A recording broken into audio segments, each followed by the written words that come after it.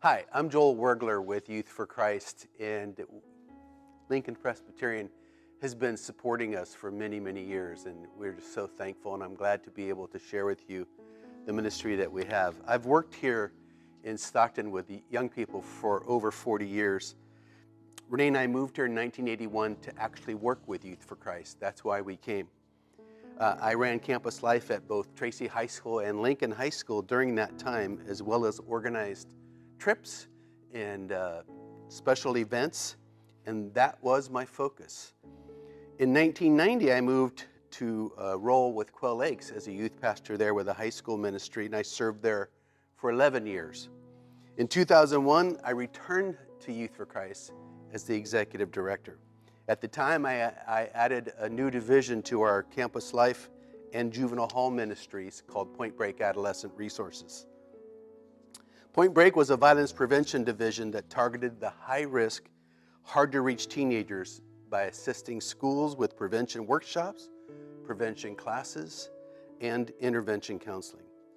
It was an opportunity for us to reach into the world of lost youth,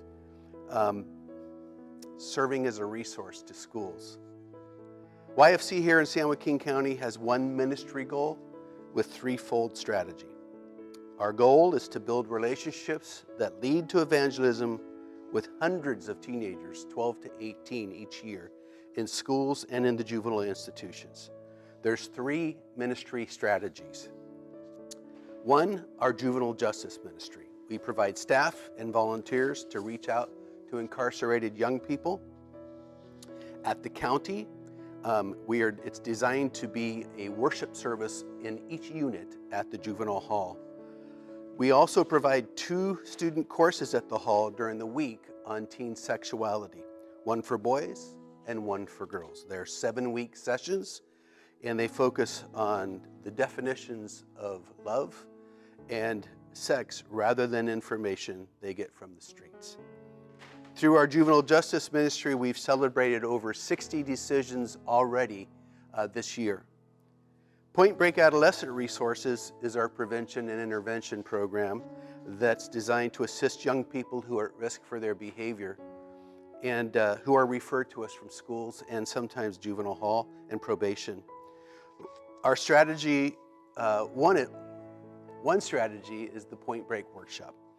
The workshops bring high school students together for day-long experiences that break down barriers between students and give them resiliency skills and abilities to deal with bullying and intolerance.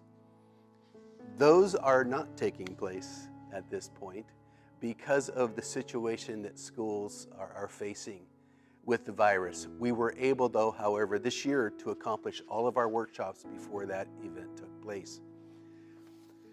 Another aspect is our Point Break assemblies, which are designed for middle school students. These include topics such as bullying, anger issues, e-cigarettes, marijuana, and alcohol.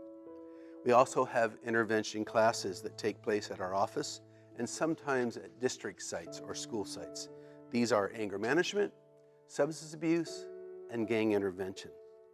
Unlike assemblies, these are small group classes that involve 8 to 10 students at our office.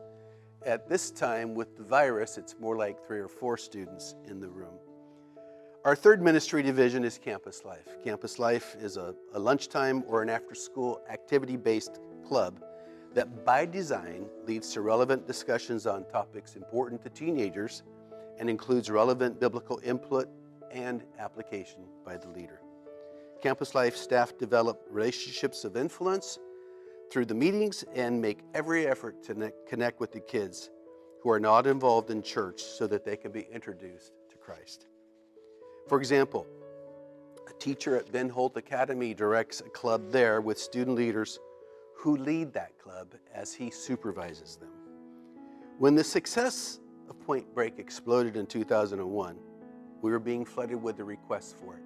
So Campus Life took somewhat of a back seat. We were able to respond to the need of Point Break, but now feel that we left Campus Life a little bit behind. So, while we're going to continue to work with Point Break programs, we are going to focus once again on Campus Life.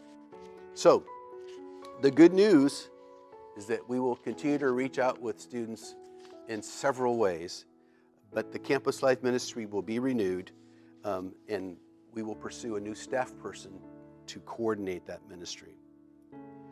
We have a vision that continues to guide us no matter what we do. Number one, to become a community assisting agency that works together with others to reach out to hard-to-reach teenagers and their parents in the name of Christ.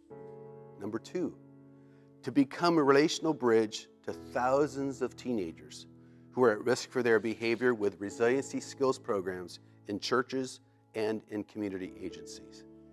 Number three, to encourage and engage hundreds of teenagers each year in the process of evangelism and the course of discipleship through significant relationships. Number four, to build network bridges between the church and other community organizations for the sake of teenagers. I would like to thank you for the encouragement and support that you have provided to us for many, many years. Lincoln Presbyterian has been a longtime partner of youth ministry with us. I can't tell you how significant that support is, especially at this time. So we value your prayers, and we look forward to the day when we can stand hand in hand to do ministry and to pray together again. Thank you for supporting our work with young people, and God bless you and your family during this time.